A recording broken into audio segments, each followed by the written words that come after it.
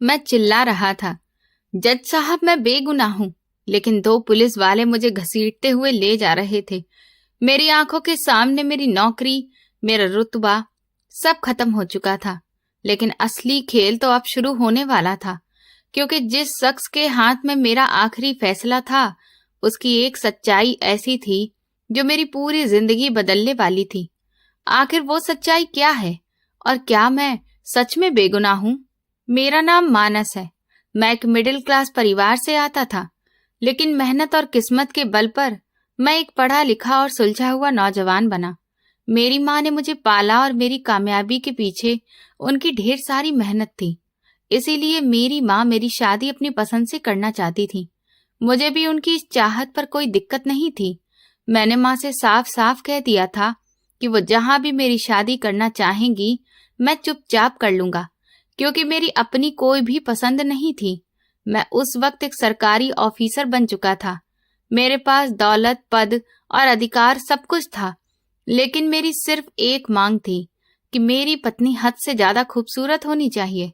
ये मेरा अधिकार भी था और मैं इस पर कोई समझौता भी नहीं करना चाहता था। मेरी माँ ने मेरे लिए रिश्ते ढूंढने शुरू कर दिए। कई रिश्ते देखने के बाद मेरी माँ को मेरे लिए एक लड़की पसंद आ गई। मुझे इस पर कोई भी प्रॉब्लम नहीं थी। लड़की सच में बहुत खूबसूरत थी और घर संभालने की सारी खूबियां उसमें मौजूद थी। मेरी रजामंदी पाते ही तुरंत ही चट मंगनी और पट ब्याह वाला काम किया गया। इस तरह से वो मेरी हमसफर बन गई। शादी के शुरुआती महीने बहुत अच्छे गुजरे। मैं अपनी शादी से खुश था, क्योंकि मेरी पत्नी बहुत ही खूबसूरत और अच्छी थी। लेकिन धीरे धीरे मुझे उसकी कुछ आदतें बहुत ही अजीब लगने लगीं। मैं एक ऑफिसर था और ये चाहता था कि मेरी पत्नी उसी शाही और रौबदार तरीके से रहे। मैं उसे जो भी पॉकेट मनी देता, वो उसे खुद पर खर्च करने की जगह गरीबों में बांट देती और उन पैसों से राशन खरीदकर जरूरतमंदों के घर पहुंचा देती। घर में वो अक्सर साधारण से कपड़े पहनकर ही रहती थी। ये सब देखकर मुझे उस पर बहुत तेज गुस्सा आता था। ये क्या हालत बना रखी है तुमने? एक शाम मैं ऑफिस से घर आया और जैसे ही मेरी नजर उस पर पड़ी तो मैं गुस्से से चिल्लाकर बोला, क्योंकि उसने एक हल्के रंग का सूट पहन रखा था। क्यों? क्या हुआ? मेरे कपड़े तो बिल्कुल ठीक है मानस। आखिर मैं घर पर ही तो हूं। कौन सा मुझे किसी प्रोग्राम में जाना है? उसने प्यार से कहा और फिर मेरे लिए पानी का गिलास लेकर टेबल पर रख दिया। तुम एक सरकारी ऑफिसर की पत्नी हो, कोई साधारण लड़की नहीं हो। मैंने पानी का गिलास पकड़ते हुए उसे घूर कर देखा। मैं तुम्हें हर महीने इतने पैसे देता हूं, आखिर वो कहाँ चले जाते हैं? तुम अपने लिए नए और महंगे कपड़े क्यों नहीं खरीदती हो? मैंने पिछले हफ्ते ही एक गरीब घर की दो विधवा औरतों को महीने भर का राशन खरीद कर दिया था। उसने नजर झुकाते हुए शांत अंदाज में जवाब दिया। उनके बच्चे भूखे सोते थे। मुझसे उनकी तकलीफ देखी नहीं गई। ये फिजूल की हरकतें करना बंद करो। मैंने गिलास को जोर से टेबल पर पटक दिया। लोगों की मदद करने से कोई अमीर नहीं बन जाता, और ना ही तुमने पूरी दुनिया का ठेका ले रखा है। तुम खुद अच्छे कपड़े पहना करो। मेरे दोस्तों और रिश्तेदारों के सामने आखिर मेरा क्या इंप्रेशन पड़ता है जब वो तुम्हें इस तरह के कपड़ों में देखते हैं? दिखावा इंसान को अंदर से खोखला कर देता है मानस। उसने मेरी आंखों में देखते हुए पूरे कॉन्फिडेंस के साथ कहा। जो सुकून किसी गरीब की मदद करने में है, वो महंगे महंगे कपड़े पहनने में नहीं है। उसकी ये फिलॉसफिकल बातें मेरे सर के ऊपर से गुजरती थी। मुझे समझ में नहीं आता था कि मैं उसे कैसे समझाऊं। मैं उसे सिर्फ और सिर्फ अपनी माँ की खुशी के लिए ही बर्दाश्त करता था, क्योंकि मेरी माँ उससे बहुत खुश रहती थी। कारण ये था कि वो मेरी माँ की खूब सेवा करती थी। मेरे और उसके बीच में धीरे धीरे दूरियां बढ़ने लगी। अब मैं हर रोज उसे रोकने टोकने लगा। हर छोटी बात पर उस पर गुस्सा करता, लेकिन उसे मेरी किसी भी बात से फर्क ही नहीं पड़ता था। वो इसी तरह से अपने हिस्से के पैसों से लोगों की मदद करती रहती। उसके चेहरे पर हमेशा एक सुकून पसरा रहता, जो मुझे और ज्यादा चिड़चिड़ा बना देता था। आज मैं तुम्हारे लिए ये नया सूट लेकर आया हूँ। एक दिन मैं एक महंगे ब्रांड का शॉपिंग बैग उसके सामने रखकर बोला, कल मेरे ऑफिस के एक कलीग की फैमिली डिनर पर आ रही है। मैं चाहता हूं कि तुम यही सूट पहनो। ये तो बहुत ही महंगा लग रहा है। उसने बैग खोलकर सूट को उठाया और एक पल के लिए उसकी आंखों में चमक आई, लेकिन फिर कहने लगी, इसकी क्या जरूरत थी मानस? मेरे पास तो पहले से ही बहुत सारे कपड़े हैं। मैं तुमसे जो कह रहा हूं चुपचाप वही करो। मैंने कड़क अंदाज में ऑर्डर दिया और फिर अपने कमरे में चला गया। मुझे कल कोई भी बहस नहीं चाहिए। अगले दिन जब मेहमान आए तो मेरी नजरें उसे ही ढूंढ रही थी। जब वो ड्राइंग रूम में आई तो मेरा खून खौल गया। उसने वो महंगा सूट नहीं पहना था, बल्कि अपना एक साफ सुथरा सूट पहना हुआ था। मेहमानों के सामने मैंने बड़ी मुश्किल से अपने गुस्से को कंट्रोल किया। जैसे ही मेहमान गए मैं उस पर बरस पड़ा।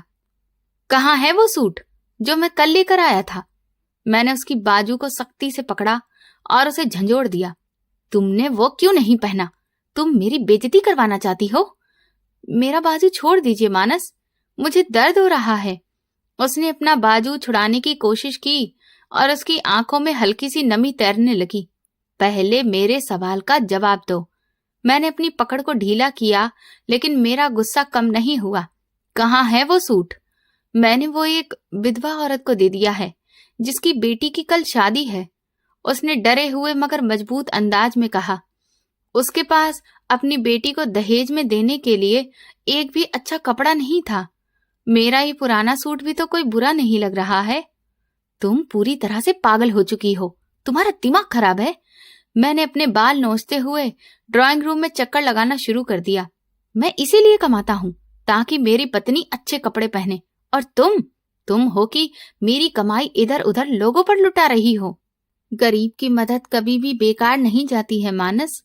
ये कहते हुए वो हल्के से मुस्कुराई, लेकिन उसकी इस मुस्कुराहट ने मेरे पूरे तन बदन में आग लगा दी।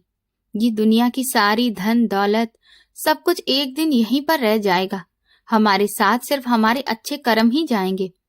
मुझे तुम्हारी इन लेक्चर्स की कोई जरूरत नहीं है। मैंने दरवाजा जोर से बंद किया और उसे वहीं पर अकेला छोड़कर बाहर चला गया। मुझे उसकी ये सारी बातें चुभती थीं। उसका हद से ज्यादा दूसरों की मदद करना गुस्सा दिलाता था। एक ऑफिसर होने के नाते मुझे अपनी जिंदगी में हाई स्टेटस का दिखना पसंद था, और उसकी जिंदगी में सादगी और दूसरों की मदद करते हुए जीना, जिसका मेरे साथ कोई भी मेल नहीं था। मैं उसकी इस आदत को उसकी जिद और मेरे लिए बगावत समझने लगा था। मेरी शादी को अब तकरीबन 1.5 साल हो चुके थे। इस दौरान हमारे घर में कोई भी औलाद नहीं हुई थी। ये कमी भी मेरे गुस्से को बढ़ाने का कारण बन रही थी। मेरी माँ की सेहत धीरे धीरे गिरने लगी थी। माँ की बीमारी के दौरान उसने उनकी बहुत सेवा की। दिन रात उनके पास जागकर बैठी रहती, उनकी दवाइयों का ख्याल रखती, लेकिन मुझे उसमें भी उसकी कोई साजिश नजर आती। तुम माँ के पास इतनी देर तक क्यों बैठी रहती हो? एक रात मैंने उसे रोका और उससे सवाल किया। वो बीमार है मानस, उनको मेरी जरूरत है। उसने थकान होने के बावजूद भी एक नरम मुस्कुराहट के साथ जवाब दिया। ये सब दिखावा करने की तुम्हें कोई जरूरत नहीं है, मैंने ताना मारते हुए कहा और वापस आकर बिस्तर पर लेट गया। तुम्हें क्या लगता है कि ये सब करके तुम मेरी नजरों में अपनी जगह बना लोगी? मैं किसी की भी नजर में अपनी जगह बनाने के लिए कुछ भी नहीं करती हूँ, उसने अपनी चादर को ठीक करते हुए कहा और फिर मेरी तरफ पीठ करके लेट गई। मेरे कर्मों का फल मेरा भगवान खुद ही मुझे देगा। भगवान? बस, जब देखो तब भगवान की रट लगाए रहती हो। तुम्हारे पास इन सब बातों के अलावा और कोई बात नहीं है। मेरी जिंदगी बर्बाद करके रखी है तुमने। उस रात के बाद से मैंने उससे और भी ज्यादा बात करना कम कर दिया था। मैं रात को देर से घर लौट कर आता और सुबह जल्दी ऑफिस चला जाता। फिर कुछ समय के बाद मेरी माँ का देहांत हो गया, जिसकी वजह से मैं अंदर से पूरी तरह से टूट गया था। माँ के जाने के बाद उस घर में मुझे उस औरत के साथ रहने का कोई कारण नजर नहीं आ रहा था। माँ ही एकमात्र वो वजह थी जिसकी वजह से मैं उस औरत की शक्ल बर्दाश्त करता रहा था। अब वो भी नहीं रही थी। उनके बाद अब उस औरत की हरकतों में और ज्यादा बढ़ोतरी हो गई थी। वो अब माँ की आत्मा की शांति के लिए लगभग हर खास दिन पर गरीब औरतों और बच्चों में दान करती और उन्हें खाना भी खिलाती। मेरे घर का आंगन अनाथ बच्चों और गरीब लोगों से भरा रहता था। मुझे अपने ही घर में अजनबीपन का एहसास होने लगा था। ये क्या तमाशा लगा रखा है तुमने मेरे घर में? एक दिन जब मैं जल्दी घर आ गया और आंगन में मैंने बच्चों की भीड़ देखी तो मुझसे बर्दाश्त ही नहीं हुआ। ये बच्चे, माँ की आत्मा की शांति के लिए मैं ये सब कर रही हूँ, क्योंकि बच्चों की प्रार्थना भगवान जल्दी सुनता है। आप भी आइए, यहाँ आइए, इन बच्चों के साथ बैठिए। मैं भिखारियों के साथ नहीं बैठूंगा। मैंने नफरत से बच्चों की तरफ देखा और फिर उसकी तरफ मुड़ गया। कल से इस घर में ये सब नहीं होगा। मैं अपने घर को कोई लंगर वाली जगह नहीं बनने दूंगा। ये भिखारी नहीं है मानस, ये तो भगवान के भेजे हुए फरिश्ते हैं। उसकी आंखों में पहली बार मुझे एक शक्ति नजर आई। आपको इन बच्चों की प्रार्थनाओं की ताकत का अंदाजा नहीं है। मुझे किसी की भी प्रार्थनाओं की कोई जरूरत नहीं है। मैंने अपनी टाई को ढीला किया और कड़क अंदाज में कहा, मेरे पास जो कुछ भी है वो सब मेरी अपनी मेहनत का नतीजा है और तुम मेरे पैसे को फालतू में बर्बाद करना बंद करो। मेरी इन बातों पर वो चुप हो जाती, लेकिन अपना काम करना नहीं छोड़ती। मुझे महसूस होता कि वो जानबूझकर मुझे चिढ़ाने के लिए ये सब कुछ करती है। उसके चेहरे की वो मासूमियत अब मुझे जहर की तरह लगने लगी थी। मैं जब भी उसकी तरफ देखता तो मुझे एक साधारण और कमजोर पति होने का एहसास होता, जिसकी पत्नी उसके कंट्रोल में ही नहीं है। मैंने फैसला कर लिया था कि मैं अब उसे और ज्यादा छूट नहीं दूंगा। मैं अब उसे पैसे देना पूरी तरह से बंद कर दिया। मुझे लगा था कि पैसे बंद हो जाने की वजह से वो अब ये सब कुछ करना बंद कर देगी और मेरे आगे हाथ फैलाएगी, लेकिन मैं यहाँ पर गलत था। उसने घर के राशन में से बचत करना शुरू कर दिया। वो खुद कम खाती और बचा हुआ खाना वो उन लोगों तक पहुंचा देती थी। जब मुझे इस बात का पता चलता तो मेरे गुस्से की कोई हद ही नहीं रही। तुम आखिर बाज नहीं आओगी ना? मैंने किचन में जाकर उसके हाथ से आटे का बर्तन छीन लिया। मैंने तुम्हारा खर्चा बंद किया ताकि तुम ये बेवकूफियां करना बंद कर दो, और अब तुमने घर के राशन पर ही हाथ साफ करना शुरू कर दिया है। मैंने किसी भी चीज पर हाथ साफ नहीं किया है। उसने बर्तन वापस लेने की कोशिश नहीं की और सीधी खड़ी हो गई। मैं बस अपने हिस्से का खाना उन लोगों को देती हूँ। आपके हिस्से में से कुछ भी कम नहीं किया है। तुम्हारा कोई भी हिस्सा नहीं है इस घर में, मैंने चिल्लाते हुए कहा और आटे का बर्तन जमीन पर पटक दिया। आटा पूरी फर्श पर फैल गया। ये सब कुछ मेरी कमाई का है और मैं ही फैसला करूंगा कि ये कहाँ पर खर्च होगा। रोजी रोटी तो भगवान देता है मानस। उसने बिखरे हुए आटे को दुख के साथ देखा। आप तो सिर्फ एक जरिया हैं और इस तरह से बेइज्जती मत करिए भगवान की रोजी रोटी की। मैं अक्सर ऑफिस की पार्टियों में अकेला जाता था। वहां दूसरे ऑफिसर अपनी पत्नियों के साथ आते, जो एक से एक नए मॉडर्न लुक्स की ड्रेस और भारी जेवरों से लदी हुई होती थी। वे आपस में ब्रांड्स और दूसरे देशों की यात्राओं के बारे में बातें करती। जब मुझसे मेरी पत्नी के बारे में पूछा जाता तो मैं कोई न कोई बहाना बनाकर बात को टाल देता। एक दिन मेरे हेड ने मुझसे ऐसे ही पूछ लिया, मानस, तुम हमेशा अकेले ही आते हो? उन्होंने सिगार सुलगाते हुए मेरी तरफ ध्यान से देखा। अपनी पत्नी को लेकर क्यों नहीं आते? क्या बात है, सब कुछ ठीक तो है ना घर पर? जी सर, बिल्कुल सब कुछ ठीक है, मैंने झूठी मुस्कान चेहरे पर सजाते हुए जवाब दिया। वो दरअसल उसकी तबीयत कुछ ठीक नहीं रहती है और उसे भीड़ भाड़ वाली जगह ज्यादा पसंद नहीं है। अरे, ये कैसी बात हुई? उन्होंने शिगार का कस लेते हुए कहा। अगली बार उन्हें जरूर लेकर आना, मेरी पत्नी उनसे मिलना चाहती है। जी जरूर, मैं कोशिश करूंगा, मैंने सिर हिलाते हुए कहा, लेकिन अंदर ही अंदर मेरा गुस्सा उबलने लगा था। मैं उस रात गुस्से में भरा हुआ घर पहुंचा। वो ड्राइंग रूम में बैठी कुछ कपड़े पैक कर रही थी जो बच्चों के लग रहे थे, शायद मोहल्ले के किसी गरीब बच्चों के लिए। उसे इस हाल में देखकर मेरा पारा और ज्यादा हाई हो गया। ये क्या कर रही हो? मैंने उसके हाथ से कपड़े छीनकर दूर फेंक दिए। मैंने तुम्हें मना किया था ना ये फालतू के काम करने से। ये बच्चों की दिवाली के कपड़े हैं। उसने खामोशी से उठकर कपड़े उठाते हुए और फिर दोबारा से तय करते हुए कहा, कल दिवाली है और बच्चों के पास पहनने के लिए कुछ भी नहीं है। मुझे कोई भी परवाह नहीं है कि किसके पास क्या है क्या नहीं। मैंने उसके पास जाकर ऊंची आवाज में कहा, आज मेरे सर ने मुझसे तुम्हारे बारे में पूछा। मुझे उनके सामने झूठ बोलना पड़ा कि तुम बीमार हो। मैं उन्हें नहीं बता सकता था कि मेरी पत्नी घर में गरीबों के कपड़े और खाने पीने का इंतजाम करती रहती है। तो भला इसमें शर्म की क्या बात है मानस? उसने मेरी आंखों में पूरी हिम्मत से देखते हुए कहा, किसी के काम आना तो गर्व की बात होती है ना, आपको इसमें शर्म क्यों आती है? क्योंकि मैं एक ऊंची क्लास में उठता बैठता हूं, मैंने चिल्लाते हुए कहा। मेरा एक मुकाम है और उस मुकाम को मिट्टी में मिला रही हो। तुम तो मेरी पत्नी कहलाने के भी काबिल नहीं हो। अगर पत्नी कहलाने का मतलब सिर्फ नुमाइश और दिखावा है तो फिर वाकई में मैं नहीं हूं। उसकी आवाज में एक अजीब सी सच्चाई थी जिसने मुझे और ज्यादा झुंझला दिया। लेकिन याद रखिए, ये मुकाम और ये पोस्ट सब कुछ समय के लिए है। असली दौलत तो इंसान का चरित्र होता है। मैंने अपनी जिंदगी को अपने उसूलों पर जीना चाहा था, जहां पर दया और सहानुभूति की कोई गुंजाइश नहीं थी। उस दिन जब मैं ऑफिस से लौटा तो मेरे कानों में किसी औरत के रोने की आवाज पड़ी। मैं तेजी से कदम बढ़ाते हुए लॉन में दाखिल हुआ। सामने का नजारा देखकर मेरे तन बदन में आग लग गई थी। एक अजनबी औरत मेरी बीवी के पैरों के पास बैठी बुरी तरह से रो रही थी और मेरी पत्नी उसे तसल्ली दे रही थी। ये क्या ड्रामा लगा रखा है मेरे घर में? मैंने चिल्लाते हुए अपना ब्रीफ केस सोफे पर पटक दिया। गुस्से से मेरी नसें तन गई थीं और चेहरा लाल हो गया था। ये कोई ड्रामा नहीं है मानस। इनके पति हॉस्पिटल में हैं, इमरजेंसी में ऑपरेशन है और इनके पास दवाइयों के भी पैसे नहीं थे। मेरी पत्नी ने बड़े ही सुकून से अपनी जगह से उठते हुए जवाब दिया। उसके चेहरे पर वही मासूमियत फैली थी जो मुझे हमेशा जहर लगती थी। तो इसमें हमारा क्या काम है? मैंने उस औरत की तरफ बड़ी ही नफरत से देखा जो अब डर कर खड़ी हो चुकी थी। क्या हमने सारे गरीबों का ठेका ले रखा है? इंसान ही इंसान के काम आता है। उसने उस गरीब औरत के कंधे पर हाथ रखा और उसे दरवाजे की तरफ जाने का इशारा किया। उसका ये नरम अंदाज मेरे अंदर के गुस्से को और भड़का रहा था।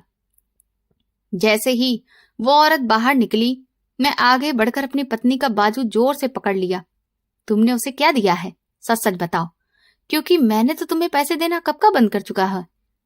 मेरी उंगलियां उसकी बाहों में धंस रही थी, लेकिन उसने दर्द की कोई शिकायत नहीं की। मैंने अपनी सोने की चूड़ियां बेच दी हैं। उसने मेरी आंखों में पूरी हिम्मत और सच्चाई से देखते हुए जवाब दिया। एक पल के लिए मुझे लगा जैसे किसी ने मेरे सिर पर हथौड़ा मार दिया हो। ये क्या बकवास कर रही हो तुम? मैंने उसे जोर से पीछे की तरफ धक्का दिया। वो चूड़ियां जो मैंने तुम्हें मुंह दिखाई में दी थी, तुमने उन भिखारियों पर लुटा दी। मेरी आवाज गुस्से से कांप रही थी। जान बचाना सोने की चूड़ियों से ज्यादा कीमती था मानस। वो संभल कर खड़ी हुई और अपने दुपट्टे को ठीक किया। ये धातु के टुकड़े किसी की जिंदगी से बढ़कर तो नहीं हो सकते ना? बस, बहुत हो गया। मैं अपने बाल नोचते हुए इधर उधर टहलने लगा।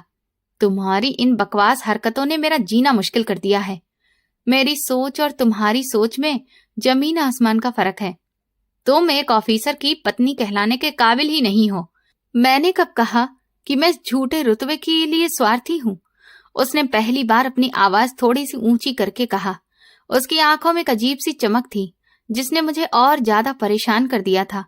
उसी दिन मैंने गुस्से में ये फैसला कर लिया कि अब मैं उसे एक दिन के लिए भी अपनी जिंदगी में बर्दाश्त नहीं कर सकता। सिर्फ उसके खूबसूरत होने से मेरा घर नहीं चल सकता था। मुझे एक ऐसी औरत चाहिए थी जो मेरे स्टेटस के मुताबिक चले। तुम्हें गरीबों से इतना ही प्यार है तो जाओ, उनके साथ ही जाकर रहो।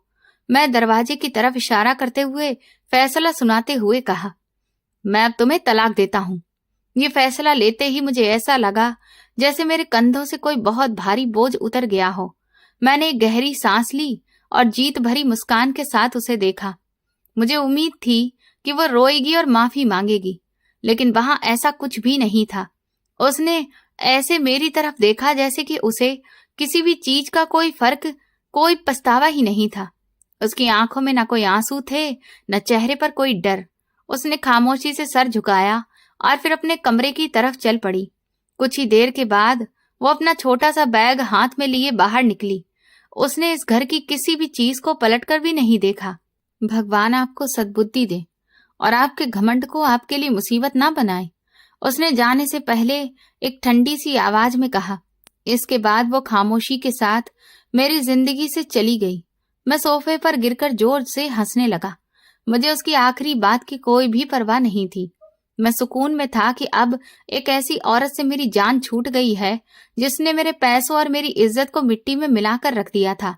अब मैं आजाद था और अपनी मर्जी की जिंदगी जी सकता था। जैसे ही कुछ महीनों में मैंने उसे कानूनी तौर पर तलाक ले लिया, तभी मैंने अपने दोस्तों और रिश्तेदारों में इस बात को कह दिया कि मुझे अब एक पढ़ी लिखे घराने की लड़की की तलाश है, जो मॉडर्न हो और सोसाइटी में उठना बैठना जानती हो। मेरी नजरें अब एक ऐसी पत्नी को ढूंढ रही थीं जो मेरी पोस्ट और मेरे पैसों को दिखावे के तौर पर दिखा सके। जल्दी ही मेरी ये तलाश पूरी भी हो गई। वो मेरे दोस्त के रिश्तेदार की बेटी थी। उसका नाम इशिता था। वो खूबसूरत होने के साथ साथ काफी मॉडर्न थी और ऐश के साथ रहना जानती थी। हमारी पहली मुलाकात एक महंगे रेस्टोरेंट में हुई। मानस, मुझे पुरानी सोच वाले लोग बिल्कुल भी पसंद नहीं हैं। इशिता ने कॉफी का मग हाथ में उठाते हुए बड़े ही नखरे से कहा, जिंदगी जीने के लिए होती है और मुझे लगता है कि पैसा ही वही एकमात्र चीज है जो सारी खुशियां खरीद सकता है। तुम्हारी सोच बिल्कुल मेरी जैसी है इशिता। मैंने उसकी बात पर खुशी से सिर हिलाते हुए जवाब दिया। उसकी सोच मुझे बहुत पसंद आई थी।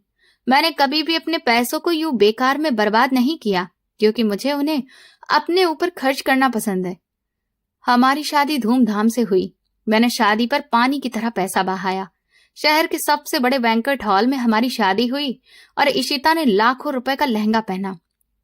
मैं गर्व से फूला नहीं समा रहा था, क्योंकि मेरे सारे सहकर्मी और सोसाइटी के लोग मेरी उस नई पत्नी की खूबसूरती और उसके अंदाज की वाहवाही कर रहे थे।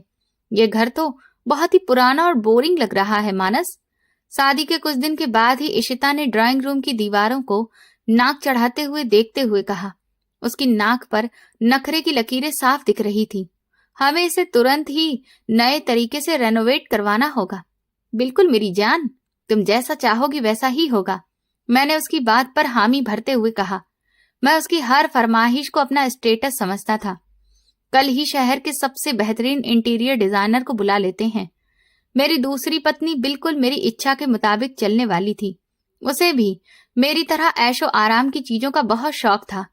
नए नए और महंगे ब्रांड के कपड़े, इंपोर्टेड जूते और हर वक्त वन सबर कर रहना उसकी आदत थी।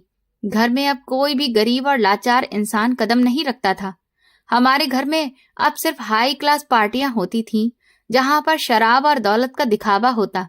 मानस, मुझे वो नया डायमंड सेट चाहिए जो कल हमने मॉल में देखा था।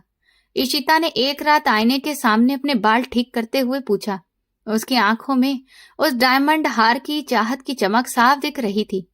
वो हार तो 25 लाख का है इशिता। अभी पिछले हफ्ते ही तो मैंने तुम्हें गोल्ड का सेट लेकर दिया था ना। मैंने हैरान होते हुए कहा, लेकिन मेरा अंदाज प्यार से भरा था। तो क्या हुआ? उसने कंघी को टेबल पर पटका और मेरी तरफ गुस्से से देखते हुए बोली, क्या मैं 25 लाख के डायमंड नेकलेस के लायक नहीं हूं? मेरे दोस्तों के सामने मेरा क्या इंप्रेशन बनेगा? अरे, तुम नाराज क्यों होती हो? मैं तो बस ऐसे ही कह रहा था। मैंने जल्दी से बात संभालते हुए मुस्कुराकर कहा, कल ही वो सेट तुम्हारे पास होगा। मुझे उसकी यही अदाएं अच्छी लगती थी। वो मुझसे पैसे मांगती, मुझसे पैसे खर्च भी करवाती और मुझे एहसास दिलाती कि मैं कितना ताकतवर और अमीर हूं। मुझे अपनी पहली पत्नी की वो सादगी और कंजूसी अब बेवकूफी लगने लगी थी। इशिता की वजह से सोसाइटी में मेरी खूब तारीफ होती थी। कुछ समय के बाद इशिता से मेरी एक बेटी भी हो गई। मैं अपनी बेटी की पैदाइश पर बहुत खुश था। मैंने अस्पताल के पूरे स्टाफ को भारी टिप दी और अपने दोस्तों को एक शानदार पार्टी दी। मेरी जिंदगी अब संपूर्ण लग रही थी। मेरे पास एक खूबसूरत पत्नी थी और एक प्यारी सी बेटी भी, और ऑफिस में मेरा रुतबा हर दिन बढ़ता जा रहा था। लेकिन इस रुतबे और ताकत के नशे में मैं ये भूल गया था कि घमंड का सिर हमेशा नीचा होता है। मैं ऑफिस में एक घमंड से भरा हुआ अधिकारी बन चुका था। मैं अपने से नीचे काम करने वालों को कीड़े मकोड़े समझने लगा था और उनकी हर छोटी छोटी गलती पर उन्हें बहुत बेइज्जत करता था। मेरे साइन के बिना एक पत्ता भी नहीं हिलता था। सर, ये फाइल जरा देख लीजिए। एक दिन मेरे असिस्टेंट ने प्रोजेक्ट की फाइल मेरे पास लाकर रखी। उसके चेहरे पर घबराहट साफ दिख रही थी। उसमें ठेकेदार ने कुछ बिल की मंजूरी मांगी है। मैंने फाइल को खोले बिना ही जोर से टेबल पर फेंक दिया। उसे जाकर कह दो कि मानस इतनी आसानी से बिल पास नहीं करता। जब तक मेरा हिस्सा मेरे घर नहीं पहुंच जाता, उसका 1 रुपया भी जारी नहीं होगा। मैंने बड़े ही घमंड के साथ कुर्सी की पीठ से टेक लगाते हुए कहा, लेकिन सर, ये तो सरकारी प्रोजेक्ट है और ऊपर से सख्त दबाव भी है। असिस्टेंट ने डरते डरते बात पूरी करने की कोशिश की।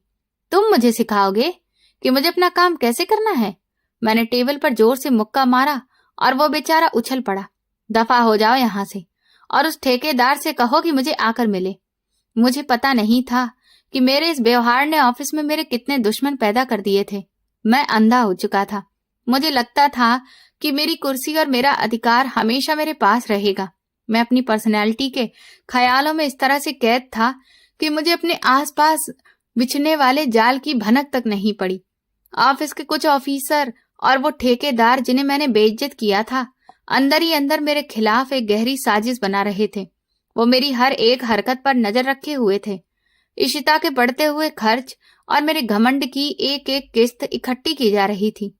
मानस, कल हमें लंदन जाना है। मेरी सहेलियों का ट्रिप जा रहा है। इशिता ने एक शाम शॉपिंग बैग का ढेर सोफे पर रखते हुए अनाउंसमेंट किया।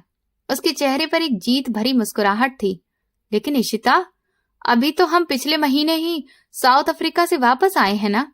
मैंने कुछ परेशानी से अपने माथे को रगड़ते हुए कहा। ऑफिस में इस वक्त काम का बहुत प्रेशर है। मेरे लिए छुट्टी लेना बहुत मुश्किल है। देखो, मुझे कोई भी बहाना नहीं सुनना है। इशिता ने पैर पटकते हुए जिद्दी बच्चों की तरह कहा। मैंने सबको बता दिया है कि हम लोग जा रहे हैं। अगर आप नहीं जाएंगे तो मेरी नाक कट जाएगी। आप अपने इंचार्ज से कहकर छुट्टी ले लीजिए। ठीक है, मैं कल ही बात करता हूं अपने बॉस से, मैंने हथियार डालते हुए कहा। उसकी जिद के आगे मैं हमेशा हार जाता था। मुझे अंदाजा नहीं था कि मेरी ये बेफिक्री और ऐशो आराम की चाहत मुझे उस खाई के किनारे पर ले आई है जहां से गिरने के बाद इंसान एक बार भी संभल नहीं पाता।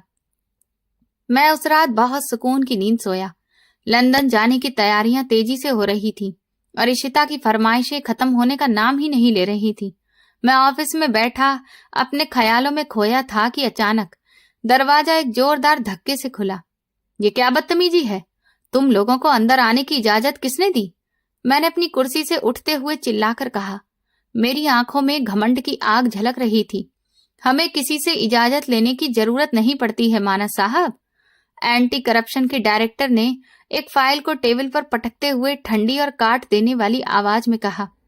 आपको करप्शन और अपने अधिकारों के गैर कानूनी इस्तेमाल करने के इल्जाम में इसी वक्त गिरफ्तार किया जाता है। तुम्हारा दिमाग तो खराब नहीं हो गया है? तुम्हें पता है कि तुम किससे बात कर रहे हो?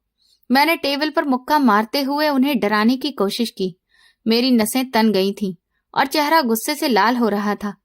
हमें बहुत अच्छी तरह से पता है कि हम एक करप्ट ऑफिसर से बात कर रहे हैं जिसके खिलाफ सबूतों की लाइन लग चुकी है। डायरेक्टर ने हथकड़ियां निकालते हुए मेरी आंखों में आंखें डालकर जवाब दिया। अब अपना ये घिनौना रूप अपने पास रखो और खामोशी से हमारे साथ चलो, वरना हमें कोई दूसरा तरीका अपनाना पड़ेगा। ये एक साजिश है। मैं अभी मिनिस्टर को फोन करता हूँ। मैंने घबराहट को छुपाते हुए तेजी से अपना मोबाइल फोन निकाला और कांपते हाथों से नंबर मिलाने लगा। मेरा दिल जोर जोर से धड़क रहा था। मिला लीजिए फोन, जिसे भी मिलाना है। आज कोई भी आपकी मदद के लिए नहीं आएगा। डायरेक्टर ने तंज भरी मुस्कुराहट के साथ मुझे देखते हुए कहा। आपके अपने ही लोगों ने आपके सारे काले कारनामों को खोल कर रख दिया है। फोन की घंटियां बजती रहीं, लेकिन दूसरी तरफ से किसी ने भी फोन रिसीव नहीं किया। मैंने अपने उन सभी दोस्तों को भी कॉल की जो कल तक मेरी जान थे, लेकिन आज सबके नंबर बंद आ रहे थे। मेरे माथे पर पसीने की बूंदें आ गईं। देख लिया आपने? आपकी ताकत का नशा कैसे उतरा है?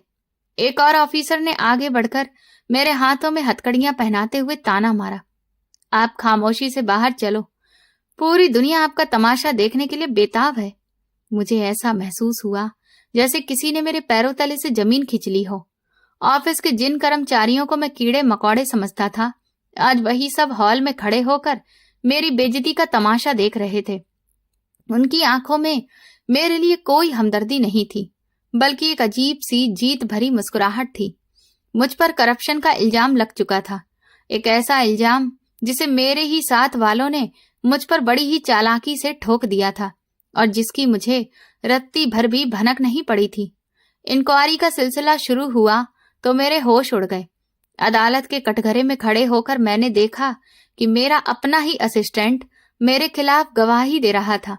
जज साहब, ये हर फाइल को पास करने के लिए बाकायदा अपना कमीशन लेते थे और इनके साइन के बिना ऑफिस का कोई भी काम नहीं होता था। असिस्टेंट ने मेरी आंखों में देखते हुए बड़े ही भरोसे के साथ झूठ बोला। उसके चेहरे पर एक अजीब सा ढीठपना था। तुम झूठ बोल रहे हो। मैंने तुम्हें हमेशा ईमानदारी का पाठ पढ़ाया था। मैंने कटघरे की लकड़ी को जोर से पकड़ते हुए चिल्लाकर कहा। मेरी आवाज में बहुत बेबसी थी। आपने हमें सिर्फ रिश्वतखोरी और घमंड सिखाया है सर। असिस्टेंट ने नफरत से मुंह फेरते हुए जवाब दिया। आपने तो गरीब ठेकेदारों का खून चूसने में कोई कसर भी नहीं छोड़ी थी। मैंने अपने बचाव की हर मुमकिन कोशिश की। बड़े से बड़े वकील से बात करने की कोशिश की, लेकिन मेरे खिलाफ बनाए गए जाली सबूत बहुत ही ठोस थे। वो ठेकेदार जिसे मैंने अपने ऑफिस से धक्के देकर निकाला था, उसने मेरे खिलाफ सबसे मजबूत गवाही दी। इसने मुझे 50 लाख रुपए की रिश्वत मांगी थी और ना देने पर मेरा सरकारी कॉन्ट्रैक्ट रद्द कर दिया था। ठेकेदार ने अदालत में रोते हुए एक्टिंग की। इस ऑफिसर ने तो मेरा घर ही बर्बाद कर दिया था। कुछ ही महीनों की लंबी और दर्दनाक इंक्वायरी के बाद अदालत ने अपना फैसला सुना दिया। मुझे मुजरिम ठहरा दिया गया था। मेरी नौकरी चली गई, मेरे सारे बैंक अकाउंट्स फ्रीज कर दिए गए और मेरा वो सरकारी घर, जहां पर मैं ऐश के साथ अपनी पत्नी के साथ एक शानदार जिंदगी बिता रहा था, मुझसे एक झटके में छीन लिया गया। सरकार ने मुझे 24 घंटे में सरकारी घर खाली करने का नोटिस पकड़ा दिया। हमें फिर उसी शहर के एक पिछड़े इलाके में किराए के एक छोटे और खस्ता हाल मकान में शिफ्ट होना पड़ा। भीषण गर्मी और छोटे से घर की घुटन ने इशिता की सहन शक्ति को पूरी तरह से खत्म कर दिया था। मैं इस बदबूदार और घटिया जगह पर 1 मिनट भी नहीं रह सकती हूँ। इशिता ने अपना कीमती बैग जमीन पर जोर से पटकते हुए कहा। उसका चेहरा गुस्से और नफरत से बिगड़ चुका था। इशिता, हालातों को समझने की कोशिश करो। मेरे पास अब कुछ भी नहीं बचा है। मेरा सब कुछ जब्त हो चुका है। मैंने उसके हाथ पकड़ने की कोशिश की, लेकिन उसने एक झटके से हाथ छुड़ा लिया। मेरा अंदाज अब गिड़गिड़ाने वाला हो चुका था, जो कि मेरे लिए बिल्कुल नई बात थी। मुझे तुम्हारे इन घटिया हालातों से कोई फर्क नहीं पड़ता मानस। उसने बड़ी ही नफरत से मेरी तरफ देखा। मैंने तुमसे शादी तुम्हारे रुतबे और पैसों के लिए की थी, तुम्हारी गरीबी और ये बेइज्जती की जिंदगी बांटने के लिए नहीं। तुम मुझे इस मुश्किल वक्त में अकेला छोड़कर कैसे जा सकती हो इशिता? मैं तुम्हारा पति हूँ। मेरी आवाज में एक गहरी मायूसी और दुख था। हमारी एक बेटी है, कम से कम उसके बारे में तो सोचो। उसे बाप के साए की जरूरत है। मेरी बेटी भी इस गरीबी और घटिया जगह पर नहीं रहेगी। इशिता ने तेजी से बेडरूम की तरफ कदम बढ़ाते हुए अपना फैसला सुनाया। मैं अपने पापा के घर जा रही हूँ और मुझे कुछ ही दिनों में तलाक के कागज मिल जाने चाहिए। इशिता, भगवान के लिए ऐसा मत करो। मैं सब कुछ दोबारा से ठीक कर दूंगा। बस मुझे थोड़ा सा वक्त तो दे दो। मैंने उसके आगे हाथ जोड़ते हुए रोते हुए कहा। मेरी आंखों से आंसू बहते जा रहे थे। तुम अब एक मुजरिम हो मानस, एक दागदार इंसान जिसे कोई भी भविष्य नहीं है जिसका। उसने अपना सामान सूटकेस में पैक करते हुए बड़े ही कड़क अंदाज में अपना फैसला सुनाया। मैं अपनी जवानी और खूबसूरती तुम्हारे इस बदबूदार घर में सड़ने के लिए बर्बाद नहीं कर सकती। उसने अपना सामान पैक किया और मेरी बेटी को लेकर हमेशा के लिए उस दरवाजे से बाहर चली गई। मैं दरवाजे की चौखट पर बैठा बुरी तरह से रोता रहा। कुछ दिनों बाद पुलिस मुझे गिरफ्तार करके जेल में ले गई। मैंने जेल में अपनी सजा काटी। वो दिन मेरी जिंदगी के सबसे काले और दर्दनाक दिन थे। सलाखों के पीछे एक छोटी सी कोठरी में बैठकर मैं अपने भविष्य और अपने अतीत दोनों के बारे में सोचता रहता। मुझे वो शानदार गाड़ियां, वो महंगे कपड़े और वो प्रोटोकॉल याद आता जो कभी मेरी पहचान हुआ करता था। तुम जैसे ऑफिसर का यही अंजाम होना चाहिए। जेल के एक वार्डन ने मेरी प्लेट में दाल परोसते हुए मुझसे कहा। जब कुर्सी पर होते हो तो भगवान तक को भूल जाते हो और यहाँ आकर गिड़गिड़ा रहे हो, भगवान को याद कर रहे हो। मैंने कोई भी करप्शन नहीं किया है, बल्कि मुझे फंसाया गया है। मैंने रूखी रोटी का निवाला तोड़ते हुए धीमी और दर्द भरी आवाज में कहा। मेरी आंखों में आंसुओं की जगह एक अजीब सी वीरानी आ गई थी। यहाँ पर हर कैदी यही कहता है, वार्डन ने हंसते हुए कहा और फिर सलाखों पर डंडा मारते हुए आगे बढ़ गया। अपनी सजा काटो और अपने पैरों को जमीन पर ही रखना सीखो। सजा काटने के दौरान मैंने बहुत कुछ सहा, लेकिन ये सबके बावजूद मेरे दिल में एक लम्हे के लिए भी पछतावा नहीं आया था कि मैंने अपनी पहली पत्नी को घर से क्यों निकाला था। मुझे लगता था कि वो एक अलग बात थी और मेरी बर्बादी सिर्फ मेरे दुश्मनों की साजिश थी, जिसका उस औरत से कोई भी रिश्ता नहीं है। मैं अभी भी अपनी सोच पर कायम था कि गरीबों पर पैसा लुटाना बर्बादी है और बेवकूफी भी। सजा काटने के बाद जब मैं इतने साल बाद जेल से बाहर आया तो मेरा स्वागत करने के लिए कोई भी नहीं था।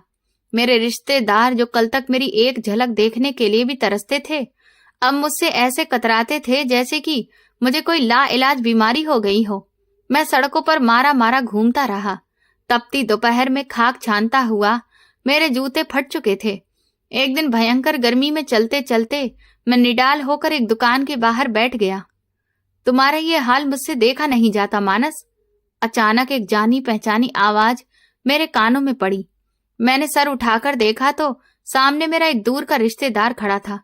वही एकमात्र ऐसा इंसान था जिसने ऐसे हालातों में भी मुझसे बात करने की हिम्मत की थी।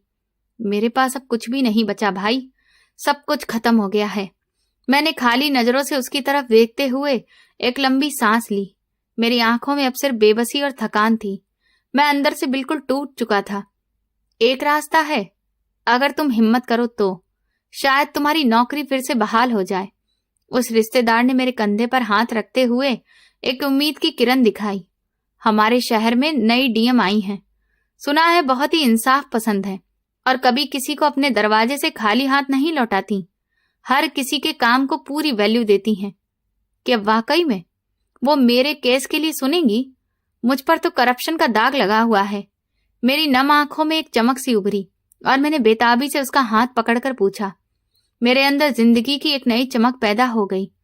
वो हर किसी के काम को वैल्यू देती हैं। उनका नाम ईमानदारी की वजह से बहुत फेमस है।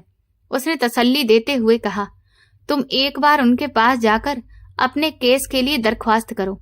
तुमने सच में कोई करप्शन तो नहीं किया था ना? ये सभी लोग जानते हैं ना कि तुम्हें ऑफिस की राजनीति में फंसाया गया है।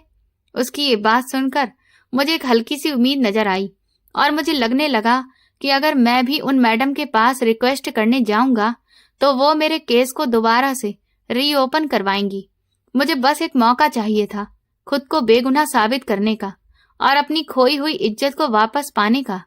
मैंने उसी वक्त फैसला कर लिया कि मैं कल ही उनके ऑफिस में जाऊंगा और अगले ही दिन सुबह सवेरे अपना सबसे साफ और पुराना सूट पहनकर मैं उनके ऑफिस में पहुंच गया।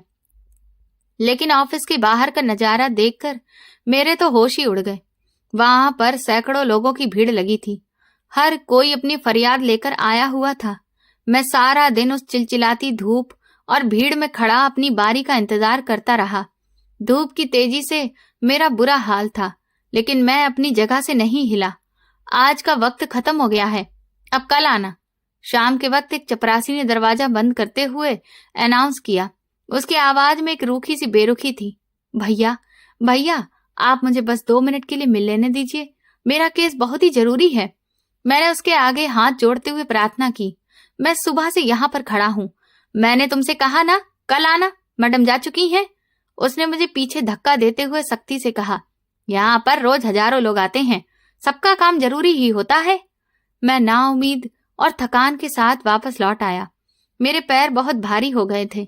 ऐसा लग रहा था जैसे मेरी आखिरी उम्मीद भी खत्म हो गई हो, लेकिन मैंने हार नहीं मानी थी। रात भर मुझे नींद नहीं आई। मेरी नौकरी मेरे जीने मरने की वजह बन चुकी थी। अगले दिन मैं एक नई उम्मीद लेकर ऑफिस पहुंचा। इस बार मैं सुबह तड़के ही पहुंच गया ताकि मुझे सबसे पहले अंदर जाने का मौका मिले। कई घंटे के इंतजार के बाद आखिरकार मेरा नाम बुलाया गया। मेरा दिल जोर जोर से धड़क रहा था कि न जाने मैडम मेरा काम करेंगी भी या नहीं, मेरी नौकरी मुझे वापस मिलेगी भी या नहीं। कॉरिडोर में चलते हुए मुझे पसीना आ रहा था क्योंकि मुझ पर इल्जाम था और मैंने कोई करप्शन नहीं किया था। इसलिए मुझे पूरा भरोसा था कि अगर वो सच में इंसाफ करने वाली हुई तो वो मेरी बात जरूर सुनेगी। जैसे ही मैं उनके ऑफिस में पहुंचा, दरवाजा खोलकर अंदर दाखिल हुआ, सामने बैठी उस शानदार पर्सनैलिटी पर नजर पड़ी तो मैं जैसे जम सा गया, क्योंकि वो कोई और नहीं थी, वो तो मेरी पहली पत्नी थी। वही मासूमियत की मूरत, वही दया से भरी हुई जिसे मैंने हमेशा दूसरों की मदद करते हुए देखा था। जो खुद पर 1 रुपया खर्च नहीं करती थी, आज वो इतनी ऊंची पोस्ट पर थी। ये उस पोस्ट तक कैसे पहुंची ये मैं नहीं जानता था, क्योंकि इतने सालों तक मैंने उसे कभी याद भी नहीं किया था। लेकिन अभी भी उसका चरित्र उसके मन की तरह बिल्कुल साफ था। आज वो एक बड़ी ऑफिसर बन चुकी थी, लेकिन मैं शर्मिंदगी से सर झुकाकर खड़ा था। उसके चेहरे पर मुझे देखने के बाद हैरत का एक भी हाव भाव नहीं दिखाई दिया। उसके चेहरे पर वही सुकून, वही शांति और आत्मविश्वास था जिससे मुझे चिढ़ होती थी। लेकिन आज वही आत्मविश्वास मेरी एक उम्मीद था। मैंने अपने कांपते हाथों को छुपाने की कोशिश की और एक मुजरिम की तरह नजर झुका ली। मेरे अंदर का सारा घमंड उसके सामने रेत की दीवार की तरह ढह चुका था। वो कुछ पलों तक मुझे देखती रही, फिर शांत आवाज में बोली, बैठ जाइए, यहाँ इंसाफ होता है। मैं यहाँ किसी से पर्सनल दुश्मनी नहीं निकालती हूँ, बल्कि यहाँ जो कोई भी आता है उसे इंसाफ जरूर मिलता है। बताइए, आपको क्या काम है?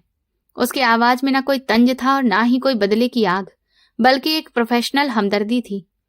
उस दिन मुझे पहली बार समझ आया कि जिस औरत को मैं कमजोर समझता था, असल में वही तो सबसे मजबूत थी। और उसने सच ही तो कहा था कि भगवान के नाम पर दिया हुआ कभी भी बर्बाद नहीं होता। शायद इसी वजह से भगवान ने उसे इतनी ऊंची पोस्ट तक पहुंचा दिया था। मैं कुर्सी पर बैठ गया, लेकिन मेरी हिम्मत नहीं हो रही थी कि मैं उससे नजरें मिला सकूं। मेरा गला सूख रहा था और शब्द बाहर नहीं निकल रहे थे। मेरा नाम मानस है और मुझ पर करप्शन का झूठा इल्जाम लगाकर मुझे नौकरी से निकाल दिया गया है। मैंने कांपती हुई आवाज में बोलना शुरू किया और अपने बहते आंसुओं को बड़ी मुश्किल से रोक पाया। मेरा सब कुछ छिन गया है, लेकिन मैंने कोई करप्शन नहीं किया है। मैंने उसे अपना पूरा मामला विस्तार से बताया। वो मुझे अच्छी तरह से जानती थी, लेकिन उस वक्त ना उसका मुझसे कोई रिश्ता था और ना कोई लंबी पहचान बची थी। उसने मेरी पूरी दास्तान एक फरियादी की तरह सुनी और एक कागज पर कुछ नोट्स लिखती रही। उसकी खामोशी मेरी जिज्ञासा को और ज्यादा बढ़ा रही थी। क्या आपके पास अपनी बेगुनाही का कोई भी छोटा या बड़ा सबूत मौजूद है? उसने पेन टेबल पर रखते हुए सीधा मेरी आंखों में देखते हुए सवाल किया। उसकी नजरों की सच्चाई की चुभन से मैं और ज्यादा सिमट गया। मेरे पास कोई सबूत नहीं है मैडम। सबने मिलकर मुझे गहरी साजिश में फंसा दिया है। मैंने अपने हाथ रगड़ते हुए बड़ी थकान के साथ जवाब दिया। मेरा अपना करीबी असिस्टेंट और वो ठेकेदार जिसका मैंने टेंडर रोका था, उन्होंने मेरे खिलाफ अदालत में झूठी गवाही दी। आप फिक्र मत करिए, मैं इस मामले की दोबारा से इंक्वायरी का ऑर्डर देती हूँ। फिर उसने एक मोटी फाइल पर दस्तखत किए। अगर आप सच में बेगुनाह हैं तो आपको आपका छीना हुआ अधिकार जरूर मिलेगा। अगले कुछ दिनों में उसने मेरे दफ्तर का सारा रिकॉर्ड अपनी निगरानी में कब्जे में ले लिया और आगे इंक्वायरी कमेटी को भेज दिया गया। मुझे अब रोजाना तय वक्त पर इंक्वायरी के लिए बुलाया जाता। एक दिन जब मैं उसके ऑफिस पहुंचा तो अंदर का नजारा देखकर मेरे होश ही उड़ गए थे। वहां पर मेरा पुराना असिस्टेंट और वो करप्ट ठेकेदार भी मौजूद थे। उन दोनों के चेहरे पर हवाइयां उड़ रही थीं और वे कुर्सी पर बेचैनी से पहलू बदल रहे थे। मैंने आप दोनों को इसलिए यहाँ पर बुलाया है कि मानस के केस में कुछ नए और संदिग्ध पहलू सामने आए हैं। डीएम मैडम ने बड़ी ही ठंडी और ऊंचे अंदाज में उन दोनों को घूरते हुए कहा, आप दोनों ने अदालत में जो गवाही दी थी उसको लेकर मेरे पास अब कुछ और सबूत मौजूद हैं। मैडम, हमने बिल्कुल सच बोला था। यह इंसान शुरू से ही एक करप्ट ऑफिसर है। मेरे पुराने असिस्टेंट ने अपनी घबराहट छुपाते हुए अपने झूठ को दोहराने की कोशिश की। उसके माथे पर पसीना साफ चमक रहा था, जो उसके झूठ की गवाही दे रहा था। झूठ बोलने और सरकारी ऑफिसर को गुमराह करने की भी एक हद होती है। उसने दराज से एक यूएसबी निकाली और अपने लैपटॉप में लगा दी। मेरे पास आप दोनों के कारनामों की रिकॉर्डिंग मौजूद है। जब आपने बंद कमरे में मानस को फंसाने का घिनौना प्लान बनाया था, उसने लैपटॉप को उनकी तरफ घुमाया और फिर एक ऑडियो प्ले कर दी। कमरे में एक खौफनाक आवाज गूंजी जिसने मेरी हंसती खेलती जिंदगी बर्बाद की थी। उसे फाइल पर दस्तखत कर दो। मानस का करियर आज से खत्म समझो। ये साफ और साजिश से भरी आवाज इस ठेकेदार की थी, जब कुर्सी पर डर के मारे कांप रहा था। क्या उसे पता है कि ये जाल किसने बिछाया है? ये दूसरी घबराई हुई आवाज मेरे इस असिस्टेंट की थी, जिसे मैं अपना सबसे वफादार और राजदार समझता था। नहीं, और ना ही उसे कभी पता चलेगा। वो अपने घमंड के नशे में पागल हो चुका है। उसे तो गिरना ही होगा, लेकिन याद रखना, जो हाथ आज उसे गिरा रहा है वही एक दिन उसे उसकी असली औकात भी याद दिलाएगा। बस तुम अपना काम करो और ये फाइल आगे बढ़ा दो। इस खुलासे को देखने और सुनने के बाद मेरे रोंगटे खड़े हो गए थे। ये सनसनीखेज राज जो बड़ी ही महारत के साथ मुझसे छुपाया गया था, आज उस भली औरत की वजह से मेरे सामने आ चुका था। जिन लोगों को मैंने ताकत के नशे में कमजोर समझा था, उन्होंने ही मेरी जड़ें काट कर रख दी थी। ये ऑडियो मुझे एंटी करप्शन के गुमनाम ईमानदार क्लर्क ने खुफिया तौर पर भेजी थी, जो आपके खिलाफ होने वाली इस साजिश में शामिल नहीं हुआ था। मैडम ने लैपटॉप बंद करते हुए शेरनी की तरह गरजते हुए कहा, तुम दोनों ने पर्सनल दुश्मनी के लिए एक बेगुनाह की जिंदगी बर्बाद की है और पूरे गवर्नमेंट डिपार्टमेंट की आंखों में धूल झोंकी है। हमें माफ कर दीजिए मैडम, हम लोग लालच में अंधे हो गए थे। हमसे बहुत बड़ी गलती हो गई है। ठेकेदार ने तुरंत अपने घुटने फर्श पर टेक दिए और दोनों हाथ जोड़कर गिड़गिड़ाने लगा। हमें बर्बाद मत करिए, हम पागल हो गए थे। यहाँ पर माफी नहीं, सिर्फ इंसाफ मिलता है। उसने मेज पर रखी हुई घंटी जोर से बजाई और 2 पुलिस वाले अंदर आए। इन दोनों मुजरिमों को इसी वक्त गिरफ्तार करिए और इनके खिलाफ फ्रॉड और अदालत को धोखा देने की वजह से कार्रवाई शुरू करिए। उन दोनों को वहीं खड़े खड़े हथकड़ियां लगा दी गईं और वे रोते चिल्लाते हुए, दुआ की भीख मांगते हुए ऑफिस से बाहर जाने लगे। मैं अपनी जगह पर पत्थर बनकर बैठा था। जिस साजिश ने मुझे सड़क पर लाकर खड़ा कर दिया था और मेरा सब कुछ छीन लिया था, आज वो इसी औरत ने बेनकाब कर दिया था, जिसे मैंने कभी बेदर्दी से धक्के देकर सड़क पर निकाल दिया था। कुछ ही दिनों की कानूनी कार्रवाई और जांच रिपोर्ट्स के बाद अदालत ने मुझे बाइज्जत तौर पर बरी कर दिया और मेरे डिपार्टमेंट ने मुझे इज्जत के साथ मेरी नौकरी वापस कर दी। मैं खुशी से पागल हो रहा था। मुझे मेरा खोया हुआ वो पोस्ट और वो रुतबा वापस मिल गया था। मेरी पहली सैलरी और बकाया रकम जब मुझे मिली तो मैं शहर की सबसे बड़ी दुकान से एक मिठाई का डिब्बा खरीद लाया। मुझे मेरी नौकरी वापस मिल चुकी थी। मैं मिठाई का डिब्बा लेकर उसके ऑफिस में पहुंचा तो उसने मुझे वापस भेज दिया। मैं आपका ये एहसान जिंदगी भर नहीं भूल सकता। आपने मुझे नई जिंदगी दी है। मैंने मिठाई का डिब्बा उसकी टेबल पर रखते हुए बहुत ही शुक्रगुजार होकर कहा। मेरी आंखों में आज घमंड की जगह सच्चा पश्चाताप था। उसने कहा, यहाँ सबको इंसाफ मिलता है और कभी किसी से इसके बदले में मुआवजा नहीं मांगा जाता। उसका अंदाज अभी भी वैसा ही था, बिल्कुल कड़ा और उसूल पसंद। ये मेरा सरकारी फर्ज था जो कि मैंने निभाया है, लेकिन ये मेरी तरफ से मेरी नौकरी मिलने की खुशी में छोटा सा उपहार है। प्लीज आप इसे रख लीजिए। मैंने शर्मिंदगी से जोर देने की कोशिश की। मुझे या इस ऑफिस में किसी को भी मिठाई की जरूरत नहीं है, मानस। उसने फाइल बंद करते हुए मुझे देखा और उसकी आंखों में अजीब सी चमक थी, जिसने मुझे अंदर तक जलाकर रख दिया। अगर आप सच में इस खुशी को बांटना चाहते हैं तो ये मिठाई किसी गरीब के भूखे बच्चों को दे दीजिएगा। उन्हें इसकी मुझसे ज्यादा जरूरत होगी। उसकी ये बात मेरे मुर्दा दिल पर किसी तीर की तरह लगी। मुझे अपना वो पागलपन से भरा हुआ वक्त याद आ गया जब मैं उसके हाथ से गरीबों का खाना छीनकर जमीन पर फेंक देता था और उसे बेइज्जत करता था। शायद गरीबों को दिया गया वही राशन आज उसकी इज्जत और मुकाम बन चुका था और मैं एक अच्छी पत्नी को खोकर एक ऐसी पत्नी को लेकर आया था जो सिर्फ मेरे पैसे और रुतबे के लिए ही मेरे साथ रही थी। इशिता का वो लालची चेहरा मेरे सामने एक फिल्म की तरह घूम गया। जैसे ही मेरे ऊपर गरीबी का साया पड़ा, वो मुझे छोड़कर चली गई। उसकी बेवफाई और स्वार्थ ने मुझे अंदर से खोखला कर दिया था। मुझे एहसास हो रहा था कि रिश्तों की बुनियाद पैसे पर नहीं बल्कि ईमानदारी पर होती है। मैंने खामोशी से मिठाई का डिब्बा टेबल से उठाया और मुड़ गया। मेरे कदमों में बहुत वजन था और मेरा सीना फट रहा था। शायद भगवान ने मुझे इसी चीज की सजा दी थी कि मैंने एक इतनी अच्छी पत्नी की कदर नहीं की थी। मैं अपने घमंड, पोस्ट और पैसों के नशे में इस कदर अंधा हो चुका था कि मैंने अपने हाथों से उस अनमोल हीरे को ठुकरा दिया था जिसकी चमक और सच्चाई आज पूरा शहर देख रहा था। और अगर आज मुझे दोबारा नौकरी मिली थी तो सिर्फ उसी औरत की वजह से जो मेरी जिंदगी से जा चुकी थी।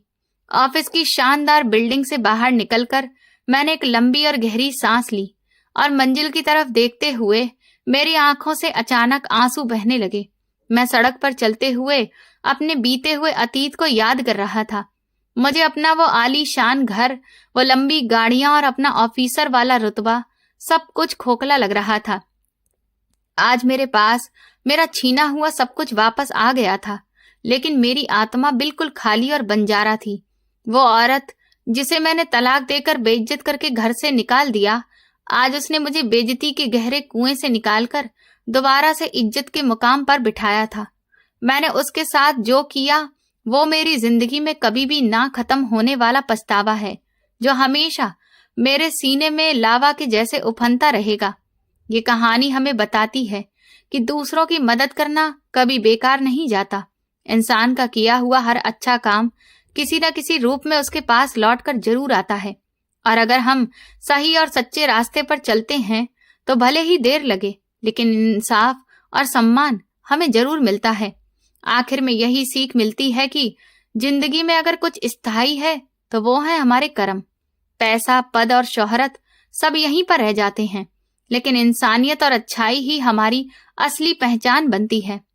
तो दोस्तों, अगर आपको हमारी ये कहानी पसंद आई है और आप किस शहर से ये कहानी सुन रहे हैं, हमें कमेंट करके प्लीज जरूर बताइएगा। वीडियो को लाइक करिए, हाइप दीजिए और ज्यादा से ज्यादा शेयर करिए। चैनल पर नए हैं तो सब्सक्राइब करिए और नोटिफिकेशन बेल दबाइए ताकि अगली अपडेट सबसे पहले आपको मिले। ये कहानी पूरी तरह से काल्पनिक है। इसका उद्देश्य केवल मनोरंजन और नैतिक संदेश को देना है। कहानी के सभी पात्र, घटनाएं और स्थान काल्पनिक हैं। इनका किसी भी व्यक्ति, वास्तविक व्यक्ति या घटना से कोई भी संबंध नहीं है, और यदि किसी से कोई भी समानता होती है तो वो मात्र संयोग मानी जाएगी। धन्यवाद।